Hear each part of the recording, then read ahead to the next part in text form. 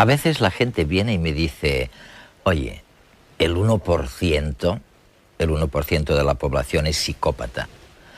No es una cifra tan enorme como para que debiera preocuparnos como tú sugieres. Y sin embargo, yo les tengo que responder enseguida que este 1% en realidad se transforma en el 15% de la población reclusa simplemente porque los psicópatas cometen más delitos y más variados que el resto de los reclusos. Pero además, los psicópatas, como no llevan un letrero que diga «soy psicópata», infligen una cantidad de sufrimiento indecible en la gente inocente.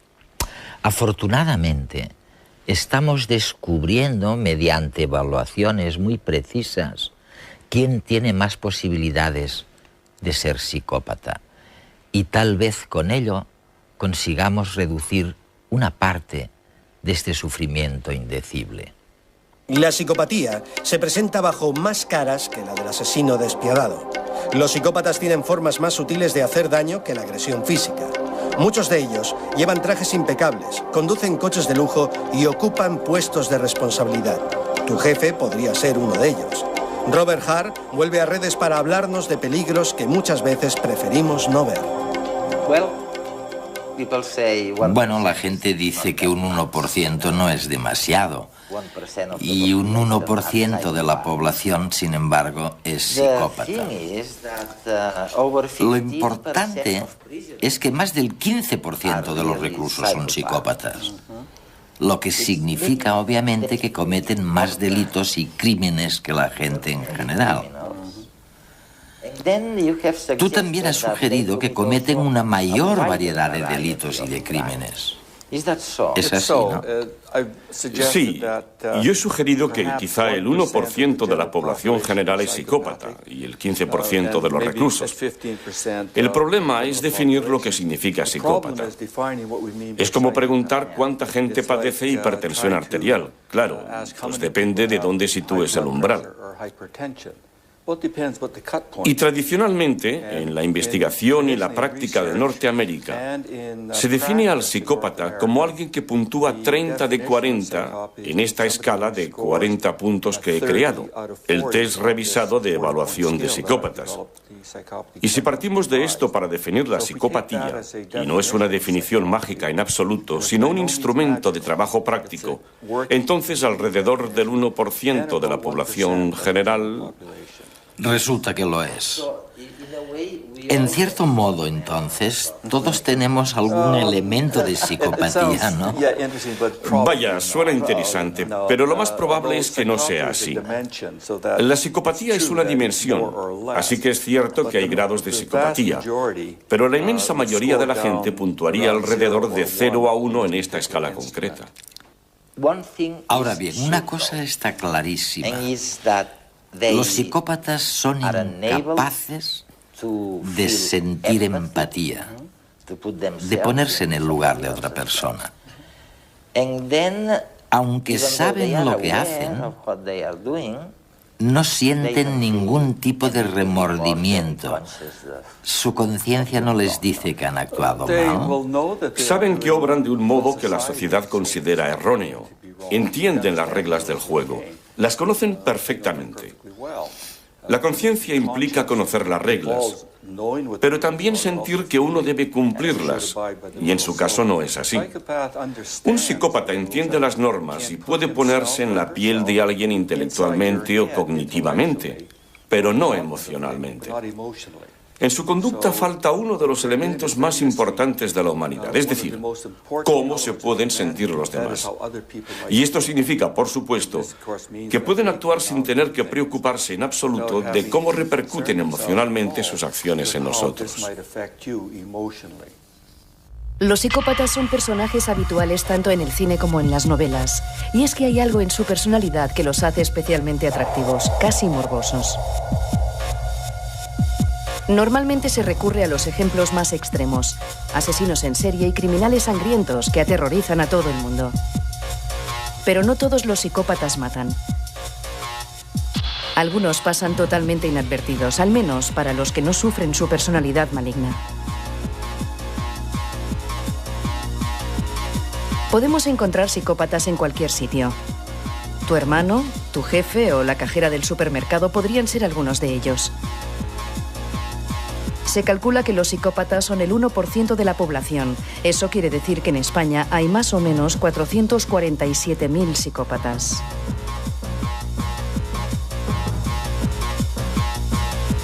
A pesar de ser un porcentaje pequeño, puede llegar a influir muchísimo en el resto de la sociedad. Solo hay que fijarse en los grandes fraudes financieros que han arruinado a miles de personas. Detrás hay una mente psicópata. Alguien a quien no le importa dejar a familias enteras en la bancarrota.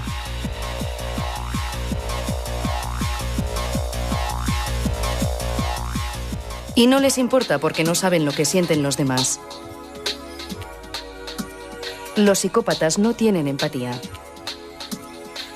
Son incapaces de ponerse en la piel de los otros.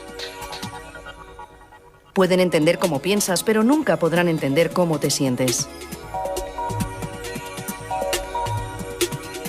Tampoco tienen conciencia, ni miedo, ni remordimientos. 3 características ideales para ser un buen embustero.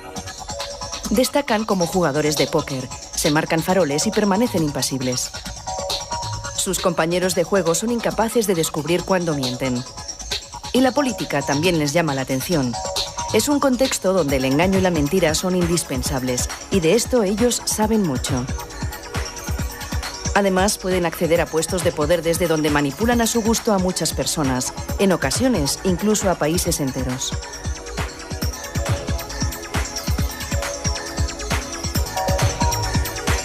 Y a pesar de conseguir sus objetivos, los psicópatas no se dan por satisfechos. La alegría y la felicidad son 2 sentimientos que nunca van a experimentar. De hecho, nunca van a sentir nada más que frustración, rabia y deseo sexual. Pero esta limitación emocional, en vez de hacerles sentir desgraciados, tiene el efecto contrario. Se creen seres superiores, perfectos. Para los psicópatas no hay nada raro en su forma de ser, al contrario, el problema lo tienen los demás. Y lo más trágico, no hay terapia para curarles porque no hay nada que curar. Simplemente son así y nada los hará cambiar. ¿Por qué? ¿Por qué los psicópatas suelen ser normalmente mentirosos, violentos y encantadores? Veamos, sin duda son mentirosos y muchos parecen encantadores. No todos tienen necesariamente conductas violentas. Para que nos entendamos, el psicópata tiene un repertorio de conductas muy amplio. Puede actuar, desempeñar muchos papeles. Si ser encantador funciona, pues lo es. Si no funciona, quizá te amenace o intente intimidarte. Si tampoco funciona, entonces recurrirá a la violencia. La clave es que todas sus acciones tienen un componente depredador. Es como cuando un gato persigue a un ratón. Al gato no le importan en absoluto los sentimientos de su presa. No entran en su conciencia, ¿sabes? Este es el enorme problema de los psicópatas. La cantidad de sufrimiento que pueden infligir a la gente que no es consciente a lo mejor de que su jefe o su mujer o su marido es un psicópata. Exacto. Si pensamos en nosotros como en un ratón y en el psicópata como en un gato, esto explica muchas cosas. Y podemos preguntarnos, ¿es que no se dan cuenta del dolor que están provocando a los demás? No solamente han lastimado físicamente a alguien, además han acabado con los ahorros de toda su vida, con su pensión. ¿Es que no entienden que está mal? Pero somos nosotros los que no entendemos que este tipo de personas no piensan ni sienten como nosotros. Y hasta que no comprendamos que tienen una manera distinta de ver el mundo humano, estaremos condenados a ser sus víctimas. Dices que son depredadores. Depredadores sociales sería una buena manera de expresarlo. Pero también explica hasta cierto punto dónde podemos encontrarlos. Los psicópatas están donde quiera que haya una oportunidad de algún tipo. Si alguien nace y se cría en una familia que valora las actitudes delictivas, hurta y roba y hace cosas malas, un psicópata será un buen alumno. Aprende muy rápido y probablemente acabe en la cárcel. Si naces en una familia distinta, una familia de abogados, médicos, sabes cómo vestir, cómo hablar, vas a las mejores escuelas y a la vez tienes esos rasgos de la personalidad, es decir, mientes fácilmente, engañas, no te importan los demás. Hablas muy bien. Bueno, entonces probablemente acabes en otro sitio. Podría ser la política o el derecho. Podría ser cualquier profesión en la que gracias a tu posición puedas ejercer poder y controlar a los demás. ¿José un psicópata? No, nunca lo hubiera dicho. ¿José un psicópata? José, pero sí. Era un tío encantador, ¿no? Los psicópatas consiguen engañar a casi todo el mundo. Son conversadores amenos y divertidos, con respuestas rápidas e inteligentes. Su fachada es impecable, pero por dentro están vacíos. Solo se relacionan por puro interés. Son como actores que interpretan un papel, el papel de su propia vida. Al principio me caía bien, francamente bien, la verdad. Era un tío pues, que contaba historias, pero conforme pasaba el tiempo la verdad es que me empezó a parecer superficial. Ahora que lo dices sí que era un poco raro.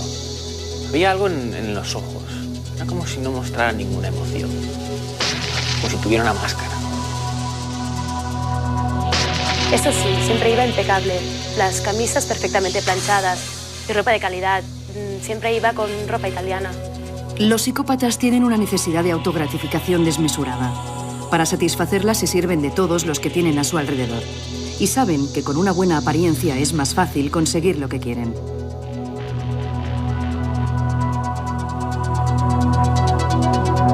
Lo que sí que te diré es que era un tío que tenía bastante cara, muy poco cumplidor.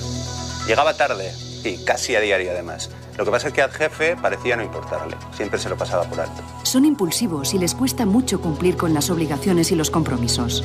Pero también quieren destacar y llegar a lo más alto rápidamente. Son contradictorios por naturaleza.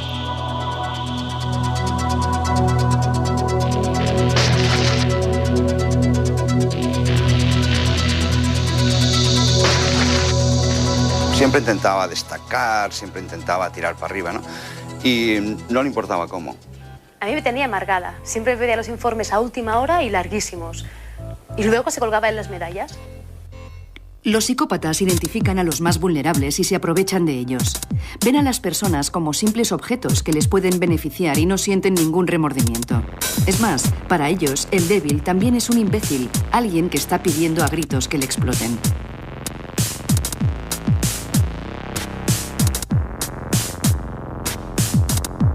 Me acuerdo que incluso un día se metió en un lío gordo, porque alguien, no sé quién, recuerdo que dijo que le había robado una idea. No sé muy bien qué pasó, no me acuerdo muy bien, pero al chico lo echaron y José se quedó. Mienten y manipulan de manera natural. Además, son completamente ajenos a la posibilidad de que les descubran. Y aunque les pillen, no se avergüenzan ni se muestran perplejos. Simplemente cambiarán la historia para que sea consistente con la mentira. Viven al día, sin pensar en las consecuencias de sus actos. El futuro no les preocupa demasiado.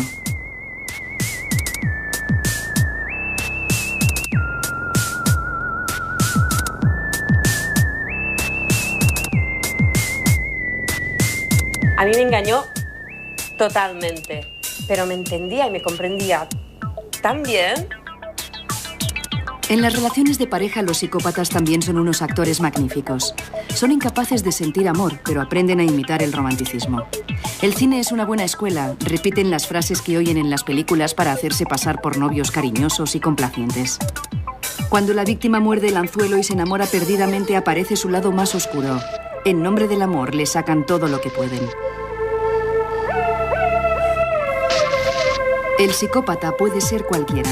Podría ser tu amiga, tu madre o incluso la persona que ves cuando te miras al espejo.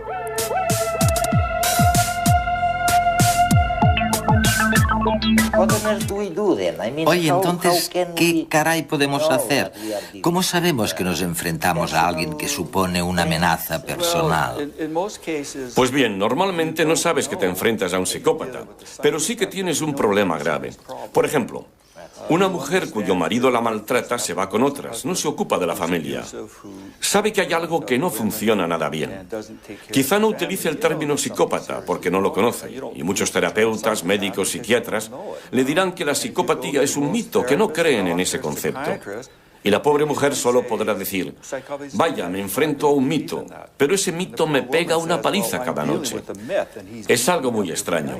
Lo único que podemos hacer, me parece, es informar al público de que hay individuos así y que funcionan de esta manera, y tal vez podamos hacer algo para evitar que hagan daño. Está claro, está claro. Pero el problema es grave, porque por lo general la víctima no tiene manera de resolverlo. La policía muchas veces no ayuda, los terapeutas tampoco.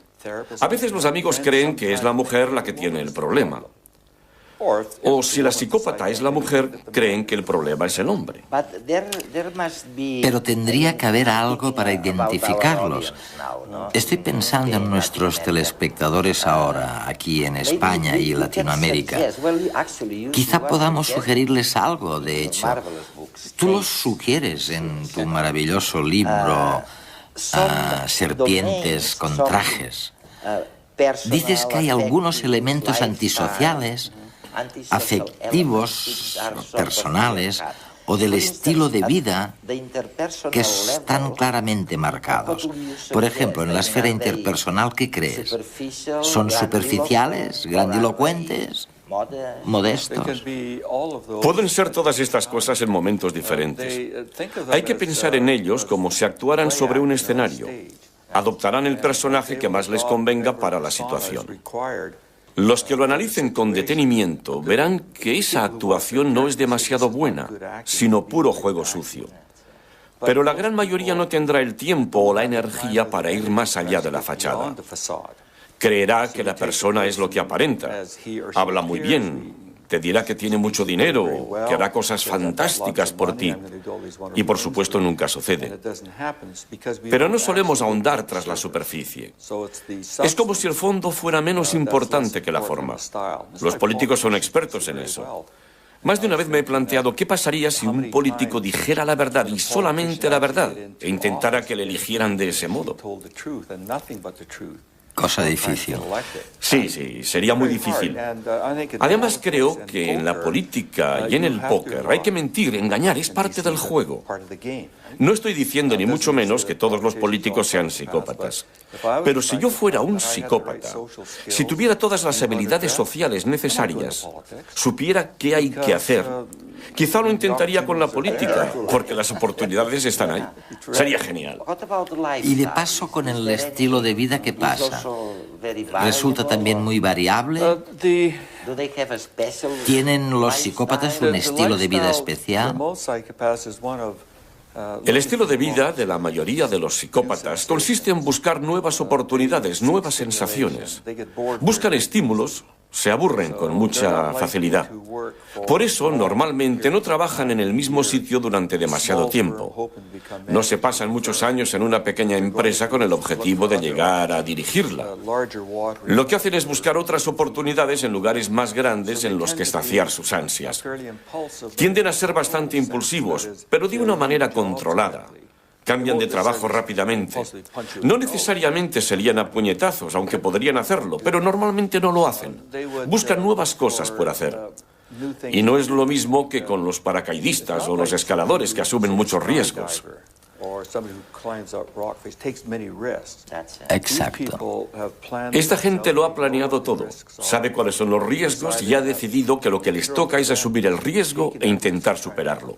Los psicópatas lo hacen de una manera natural, asumen riesgos, pero por lo general lo hacen a costa de otra persona. Si él pierde, tú pagas por ello. Y, por supuesto, son antisociales. Bueno, antisociales en el sentido de que no se acogen a las reglas de la sociedad. Mucha parte de su conducta podría considerarse legal, y a menudo lo es, porque saben operar dentro de los límites de la ley. Pero donde mejor se mueven es allá donde los límites son flexibles. Pensemos en una organización de nueva creación, o en la desintegración de la Unión Soviética cuando sobrevino el caos. ¿Qué pasó entonces? O pensemos en la antigua Yugoslavia, cuando todo se viene abajo. cuando las antiguas reglas dejan de ser aplicables. Entonces, moviéndose con agilidad en el escenario, sintiéndose en su salsa, tendremos a un psicópata aprovechándose de la situación.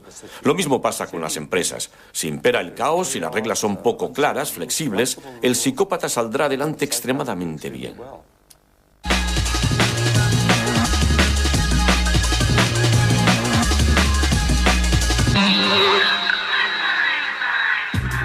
Un estudio del Consejo Superior de Investigaciones Científicas ha reconstruido tratamientos curativos que se realizaban mediante conjuros y masajes hace 4.000 años. Los textos se han recuperado a partir de tablillas de arcilla de la antigua Mesopotamia. Según la investigación, los exorcistas de la época recitaban sus conjuros mientras practicaban los masajes vestidos con un disfraz de pez, símbolo del dios de la magia. Algunos de estos relatos proporcionaban al paciente una explicación de su enfermedad para que comprendieran el porqué de su sufrimiento. En otros, el exorcista amenazaba con hechizos a los demonios causantes de la enfermedad para expulsarlos del cuerpo del paciente. Los textos médicos se han encontrado en bibliotecas y archivos de ciudades de la antigua Mesopotamia. En ellos se explicaba que el masaje se realizaba con aceite de plantas aromáticas y medicinales. Servía, entre otros, para facilitar el parto sin dolor, combatir el agotamiento o remediar la parálisis en algún miembro. Científicos de Estados Unidos y Canadá han descrito los efectos de la pesca de grandes tiburones en la costa este del país. Esperan que los resultados sirvan para gestionar de modo más sostenible los recursos que ofrecen los ecosistemas. La desaparición de grandes tiburones en el noroeste del Océano Atlántico ha aumentado en las últimas décadas. El incremento de su consumo alimentario y la pesca accidental son las principales causas de este aumento. Esta sobreexplotación de los ecosistemas marinos ha provocado un desequilibrio en la cadena trófica. Al descender las poblaciones de grandes tiburones, que son depredadores naturales, han aumentado las de rayas y pequeños tiburones. En consecuencia, las ostras, almejas y otros moluscos, la principal fuente de alimento de las rayas, han disminuido en gran cantidad. Los científicos advierten que estos cambios degradan aún más los ecosistemas costeros ya muy afectados por la actividad humana. Tratar eficazmente los periodos de depresión en personas con trastorno bipolar no es tarea fácil. Los resultados de un ensayo clínico realizado con cerca de 400 pacientes podrían ayudar a mejorar el tratamiento en el futuro. Tomar antidepresivos cuando ya se están empleando estabilizadores del ánimo no mejora el tratamiento del trastorno bipolar. Esta es la conclusión a la que ha llegado el Instituto Nacional de Salud Mental de Estados Unidos en el estudio STED-BD. En el ensayo han participado 366 pacientes de 22 localidades del país.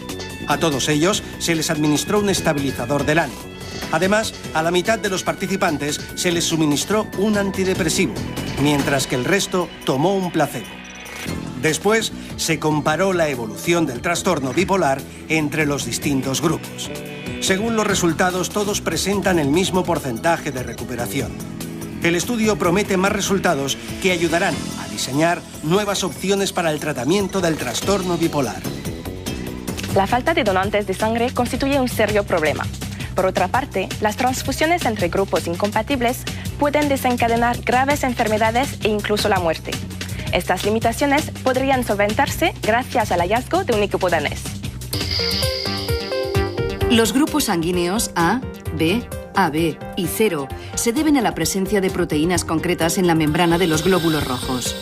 Los individuos con grupo A tienen en sus células la proteína A, mientras que las personas tipo 0 no tienen ninguna proteína en la superficie de sus glóbulos rojos.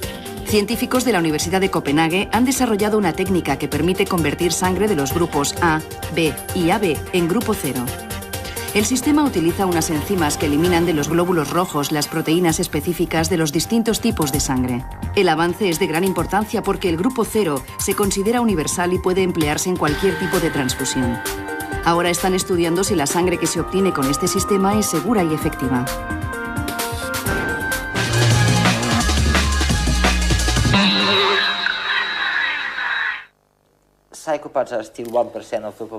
Bueno, hemos dicho todo eso y los psicópatas siguen siendo el 1% de la población. Pero este trastorno, o lo que quiera que sea, ¿es una enfermedad mental o no lo es? No. En cualquier caso, sea lo que sea, no ha cambiado demasiado. Lo que ha cambiado es el panorama desde los 90, con todas las empresas organizando o instaurando nuevas maneras de organizarse para buscar la máxima eficacia, reducir los costes de personal, ser más competitivos y avanzar a toda costa. Aparentemente muchas empresas han sido engañadas, increíblemente, y han incorporado a muchos psicópatas en su plantilla. Sí, de hecho, en muchos casos es el psicópata el que ha decidido quién debe marcharse. Increíble. Especialmente si una empresa absorbe a otra y el psicópata está allí y acaba en una posición de poder para decidir que hay que despedir a su antiguo jefe. ¿Y cómo sucumbieron a este engaño tantas empresas? Pues igual que todos nosotros. En realidad, un buen psicópata podría convencerme de que no le pasa nada malo, por lo menos a corto plazo. Si tuviera suficiente tiempo y energía para averiguar más sobre esa persona, quizá podría encontrar dónde está el problema. Pero en la mayoría de los casos las empresas no lo hacen. Los departamentos de recursos humanos no entrevistan adecuadamente a los trabajadores nuevos. Suelen confiar en la recomendación de otra empresa o... Van deprisa siempre. Sí, van con prisas. Y esa persona suena bien, parece que puede aportar algo valioso a la empresa. Ni siquiera comprobamos los currículos. Por desgracia, tenemos psicólogos y jefes de personal que utilizan test psicológicos para estudiar a la gente. Pero un psicópata puntuará normal. Estos tests no significan nada. Los psicópatas saben torearlos. ¿Cuál es la receta entonces? ¿Cómo pueden hacer una criba las empresas, digo, para evitar la manipulación? Bueno, lo primero, y esto se aplica a todas las empresas, pero no solamente al mundo empresarial. Todos nos casamos, hacemos amigos nuevos, etcétera, etcétera. Lo primero es comprobar las cosas. Si te compras un coche de segunda mano, irás con mucho cuidado. Serás consciente de que es muy probable que el vendedor te mienta y engañe. Hay que ser un poco cínicos y entender que las cosas no son en absoluto lo que aparentan. Hay que investigar. Si lo hiciéramos con nuestras relaciones personales o en los negocios, nos iría mucho mejor. Esto no significa que debamos contratar a un detective privado para analizar a cada trabajador nuevo, aunque en algunos casos no sería tan mala idea. Especialmente si existe la probabilidad de que esa persona llegue a un cargo de mucho poder dentro de la organización. Y pueda depredar. Sí, de hecho puede llegar a destruir a la empresa. Pero en algunos casos, una organización puede querer contar con un psicópata, porque sus actitudes, su personalidad y su conducta quizá encajen con la filosofía de la organización. En aquel momento. Sí, piensa por un momento en el crimen organizado, ese sería un ejemplo extremo. Pero hay muchas otras organizaciones en las que en un momento concreto, con un psicópata las cosas irían bien, todo encajaría. Sin embargo, al final la empresa acabará sufriendo, porque los intereses del psicópata no son los intereses de la empresa, sino los propios, el interés personal. Ferran Ramón Cortés ha escrito un libro en el que analiza cómo algunas personas utilizan a sus compañeros para su propio beneficio y compara los rumores que propagan con los virus biológicos.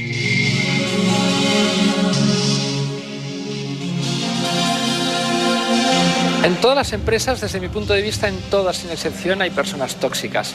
Lo que pasa es que infectan más o menos. El mecanismo que utilizan un virus muy particular que es el rumor.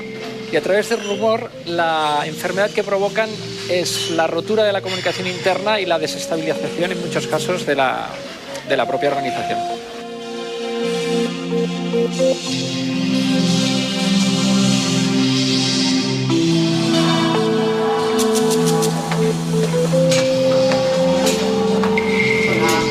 Hola.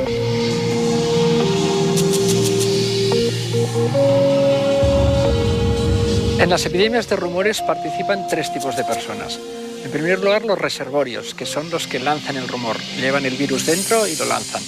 En segundo lugar, tenemos los huéspedes infectados. Son las personas que van transmitiendo el rumor de persona a persona. Y luego nos encontramos también con los inmunes. Esta gente son gente a la que llega la infección, pero no la transmiten, no se la hacen suya y son esenciales en las organizaciones para parar precisamente las epidemias.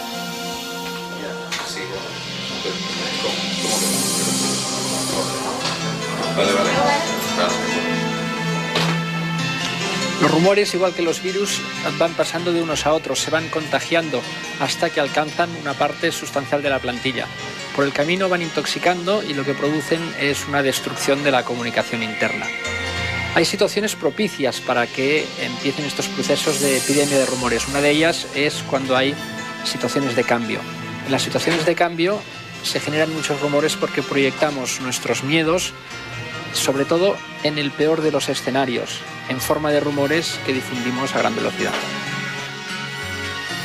De la información original, el rumor elimina detalles esenciales, los sustituye por otros, haciendo la historia más interesante, más incisiva y por tanto también más contagiosa. Es lo que es la mutación, que igual que ocurre con los virus, en cada mutación ganamos un estadio en virulencia.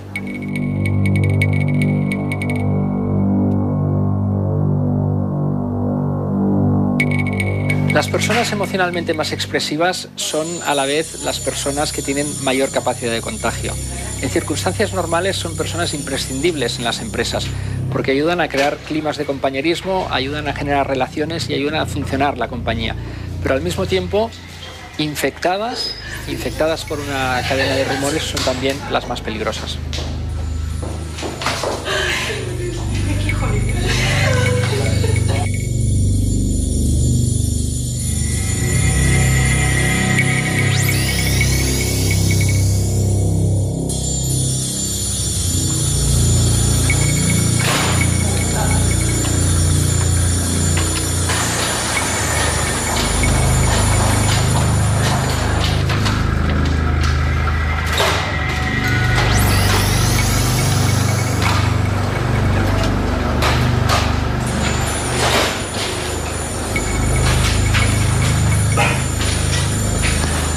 Ante una epidemia de rumores es muy importante identificar el origen, de dónde parte, quién es la persona que lo ha difundido. Habitualmente lo habrá hecho para manipular y reforzar su posición en la empresa. Y es muy importante saber que no siempre va a dar la cara. Igual que en las infecciones víricas puede ser un portador asintomático, alguien que no muestra la enfermedad y que es difícil por tanto de localizar y de cazar.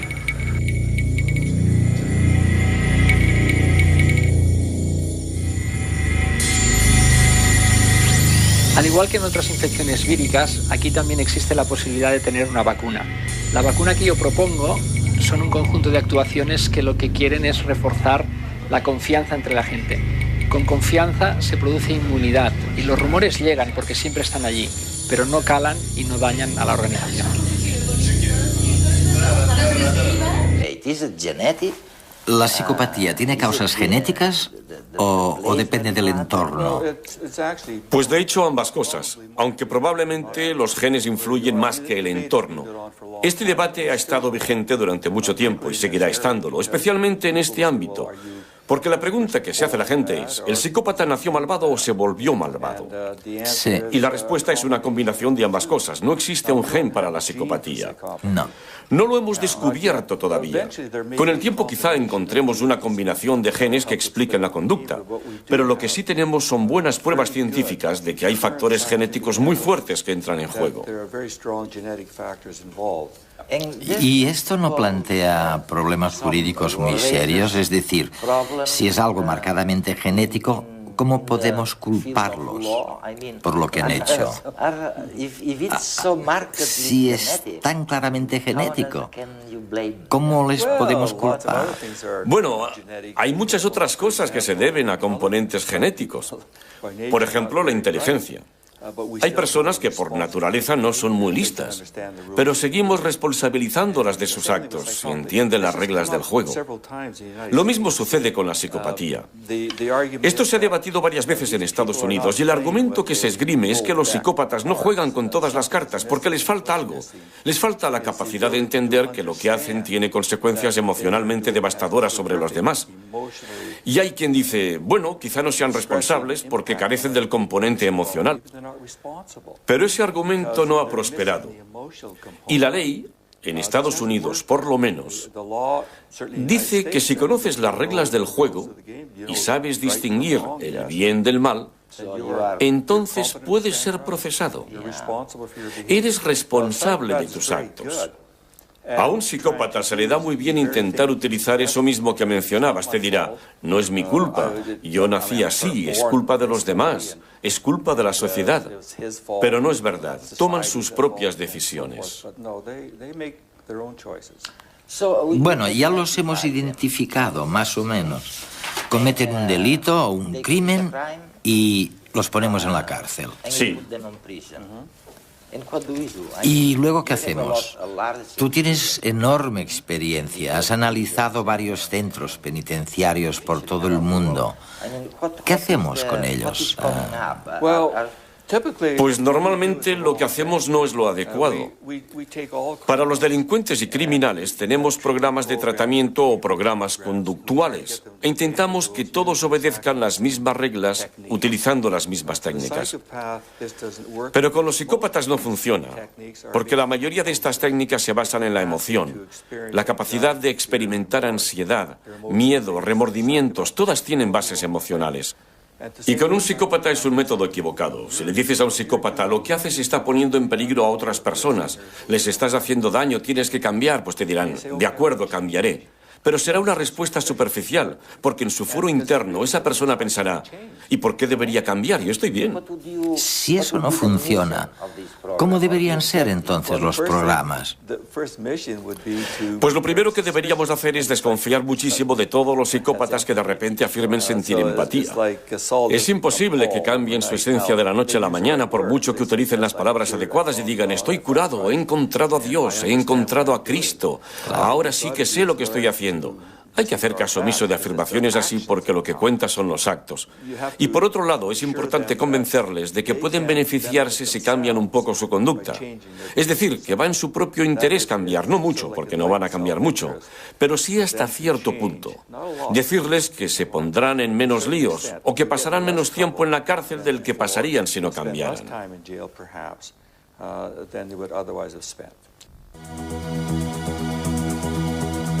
El psicólogo Robert Hare es el creador del examen psicológico más utilizado del momento para identificar a psicópatas, la escala Hare. En este método se evalúa si un individuo cumple algunos de los 20 criterios establecidos en la escala Hare. Estos criterios no son más que rasgos característicos de la personalidad psicopática. Algunos ejemplos de ellos son la falta de empatía, el encanto superficial o un egocentrismo extremo.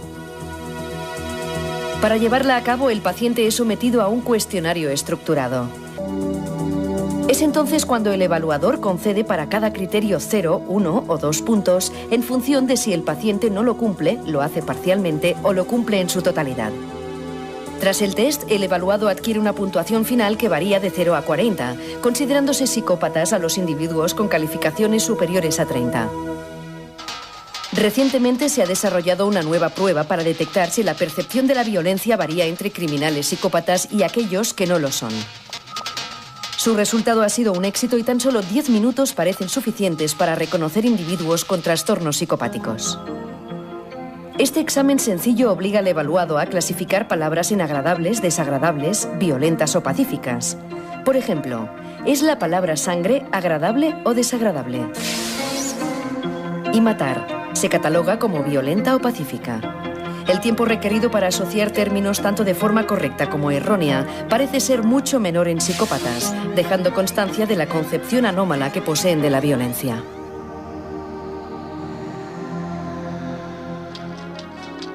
Nuevas técnicas en el campo de la visualización cerebral como la resonancia magnética han permitido relacionar la conducta psicopática con defectos biológicos.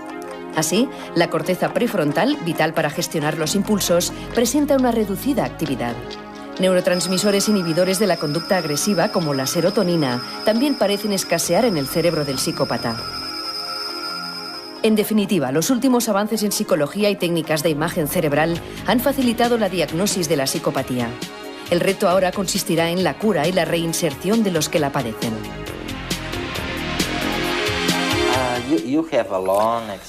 Cuentas con una larguísima experiencia, has trabajado muchísimos años en este campo. Y ya sé que es muy difícil responder a la pregunta que te voy a hacer, pero ¿crees que la cantidad de sufrimiento de la gente corriente a manos de esos instintos depredadores de los psicópatas ha aumentado con el tiempo? ¿O te imaginas que hace años era mucho peor? ¿En qué punto estamos? Ahora tenemos tu escala para medir. Hemos empezado a darnos cuenta de que son diferentes. ¿Está mejorando la situación? No sabes cuánto me gustaría saberlo. Todo funciona por ciclos. Si nos remontamos a la Baja Edad Media, cuando proliferaban las ciudades-estado, cada pueblo era un estado. Y eso a menudo entrañaba peleas, asesinatos, saqueos, violaciones constantes y, por supuesto, allí encajaba perfectamente el psicópata. De hecho, por aquel entonces el psicópata probablemente se consideraba un verdadero héroe. Era alguien que sacaba el trabajo adelante. Creo que lo mismo sucede ahora. Hay muchas situaciones en las que los psicópatas realmente pueden prosperar. Uno de los problemas que tenemos ahora es que, como sociedad, a través de las películas y la televisión, lo que hacemos en cierta medida es promover el estilo de vida psicópata. Estamos transmitiéndole a una nueva generación que así es como se hacen las cosas y que además es fantástico. Que es eficaz, ¿eh? Sí, en las películas y la televisión, el principal ingrediente es la violencia. Y se trata de violencia depredadora. Violencia a sangre fría, sin pasión. Se actúa contra los demás sin ningún tipo de preocupación por ellos, sin sentimientos de remordimiento o de culpabilidad. Y los niños lo ven. Los jóvenes lo ven. Y gran parte de este material se convierte en un modelo a imitar, un guión sobre cómo actuar. Tal vez les cueste comportarse así, pero con el tiempo aprenden. Déjame darte un ejemplo. En Estados Unidos, hace 9 o 10 años, hubo un periodo en el que los chavales jóvenes, de 14 o 13 años, solían reunirse en grupo y pegarle una paliza a otro chaval. Le pegaban patadas, le acosaban, le humillaban. En Canadá nunca había pasado nada similar, hasta que apareció en la televisión. Al cabo de 2 o 3 meses, ya teníamos casos como ese. Casos de acoso escolar o bullying, ¿no? Acoso, palizas, humillaciones, se había convertido en un modelo para los niños. Por eso creo que lo que sucede ahora en nuestra sociedad es que el número de casos de la psicopatía tal vez no esté aumentando, aunque quizás sí, no estoy seguro. Pero sin embargo a un psicópata le resulta mucho más fácil expresarse que antes, porque lo que antes se consideraba poco ético, inmoral o antisocial ahora se convierte en la norma. Pasa a estar bien. Todo se reduce a pensar ante todo en uno mismo.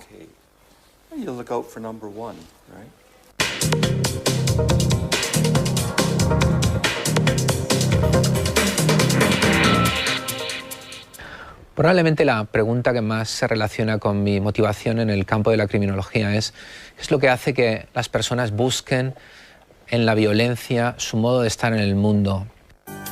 Vicente Garrido es uno de los mayores expertos en psicopatía de nuestro país.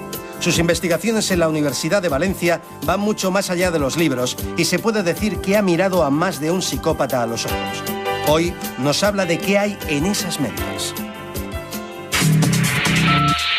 La palabra que he traído es humillación. Y es una palabra importante en este contexto del crimen y la psicopatía por 3 razones. Primero, porque se trata de un motivo profundamente humano, a diferencia de otras causas que promueven la agresividad y que la compartimos con los animales. El sentimiento de humillación requiere, por encima de todo, la conciencia de sí. El hecho de que te sientes traicionado o maltratado en una reflexión íntima e introspectiva, algo que solo puede hacer el ser humano. En segundo lugar, es importante porque es probablemente la motivación más fundamental para el crimen violento. Y en tercer lugar, aunque de una manera más aproximada, porque mi teoría es que los asesinos en serie matan porque no quieren ser lo que son, y cuando matan intentan ser otras personas. Y en buena medida se sienten humillados del rol que ahora desempeñan, por eso quieren construir una nueva realidad y por eso se convierten en asesinos en serie. El placer viene del desquite, viene de la venganza. La venganza es un plato que se sirve frío. La venganza te produce un equilibrio. Acabas de poner tablas en una situación en la que tú estabas perdiendo. Os he traído lo que es mi última obra, escrita con mi colega Patricia López, que se denomina El rastro del asesino, del que estoy particularmente satisfecho por 2 razones. Primero, porque es el primer libro que habla de la técnica del profiling, la personalidad criminal como herramienta forense para permitir orientar la investigación criminal en asesinos sistemáticos desconocidos, asesinos en serie, pero también agresores sexuales. En segundo lugar, porque es un estudio en profundidad de 5 asesinos en serie que en los últimos años han marcado la criminología casuística en España. Y hay un estudio analítico de cómo se llevó a cabo la investigación en tiempo real, las pistas, los problemas, las dificultades, cómo se capturaron. Y luego hay un estudio muy profundo sobre su mente, por qué hicieron lo que hicieron, por qué planificaron los crímenes de esa manera, qué pretendían conseguir, y un estudio utilizando la técnica del profiling que nos descubre la mente y las características fundamentales de la personalidad de estos sujetos. He traído un par de imágenes para que el espectador sea consciente de cuáles pueden ser las motivaciones de los asesinos en serie y en qué modo pueden ser tan diferentes. El primer caso es el del asesino del Pouchet. Lo que define este tipo de crimen es la venganza, la humillación. Las mujeres de ese barrio ni siquiera lo miran, porque él no forma parte de ese mundo. Cuando mata a las 2 mujeres en este barrio, está demostrando que él sabe cómo tratar a estas mujeres y las mata por odio, y por eso es sádico. Quiere hacerlas sufrir. El sadismo da placer sexual, pero él no las toca sexualmente. La otra imagen corresponde a Tony King, que quizá el público lo puede concebir más como el clásico psicópata sexual. Tony King empieza su carrera delictiva como un delincuente juvenil y pronto, además de robos y actos de violencia, progresa hacia el delito sexual.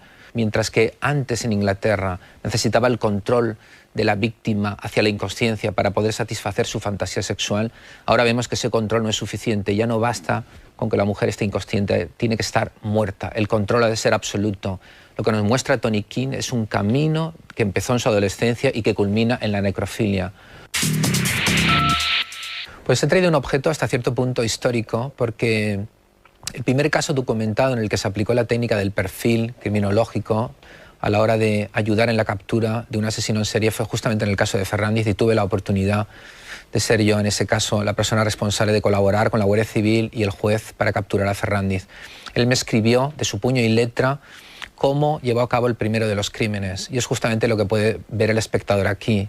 Él escribe el momento en que invita a su primera víctima, la filóloga joven castellonense Sonia Rubio, a subir a su coche, cómo la lleva en un momento determinado del trayecto por la zona de Playetes, por la zona de Benicàssim, la golpea para dejarla inconsciente, para controlarla, cómo posteriormente, cuando ya está en una zona pantanosa donde no hay posibilidad de ser observado ni que la chica reciba ayuda, la ata, la hace caminar, y en un momento determinado donde él considera que ese cadáver va a quedar ahí durante mucho tiempo sin descubrir, lleva a cabo su crimen, un crimen con un componente de control y de escenario en su manejo y en su preparación muy significativo. Él, por vez primera, siente que realmente hace para lo que ha sido llamado en este mundo y se convierte en un asesino en serie. El lugar que he escogido es un poco peculiar. Estamos en la penitenciaría estatal de Florida, en Estados Unidos, 1985. En esa prisión de Florida y en esos años se produjo la primera introspección de un asesino en serie a cargo del padre del canon del asesino en serie moderno, que fue Ted Bundy. Es un hablar supuestamente de alguien que sintiera y pensara lo que él siente y piensa. Da pistas sobre cómo un asesino en serie, quizá más letal que él, puede estar ahora mismo planificando un próximo crimen. Dio pistas suficientes como para que, visto con posterioridad, hubiera podido llevar a su captura. Bundy les dijo: no esperen encontrar al típico tío que tiene pinta de buscar a putas. Entonces pusieron a una mujer policía por la zona de prostitución y picó el asesino. Pero en ese momento el FBI no fue capaz de demostrar que ese hombre era el asesino, y tampoco las pruebas eran irrefutables. Entonces, durante 20 años estuvo libre, y solo cuando se descubrió el ADN le pudieron pillar. La conclusión quizá pueda ser esta: hay personas que se defienden del mundo, que encuentran motivos para la amenaza con una autoestima débil o egocéntrica pero muy quebradiza, y utilizan una violencia reactiva, una violencia que en su perspectiva es defensiva pero que produce agresión y dolor en los otros. Otros, por el contrario, ven el mundo no como una amenaza, sino como una oportunidad para dominar, para controlar, para desear un control que otras personas ni siquiera lo pueden soñar. Son los asesinos en serie, son los psicópatas, son los agresores depredadores.